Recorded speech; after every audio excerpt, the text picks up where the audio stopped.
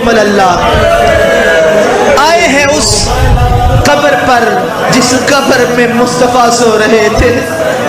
آ کر کا سلام علیکہ یا رسول اللہ یا جدہ میرے نانا حسین کا سلام ہو. اے نانا حسین زندہ نہیں رہنا چاہتا.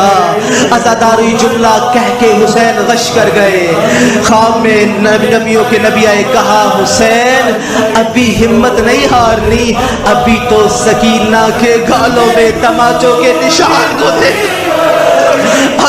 اللہ حسین تو نے کربلا کو آباد کرنا ہے. عزادار و حسین 3 دن مسلسل کہتے ہیں اپنے نانا کے روزے میں آتے رہے.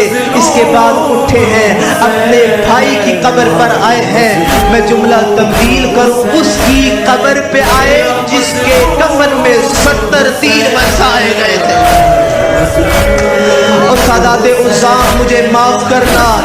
اب راوی کہتا ہے رک کے سننا.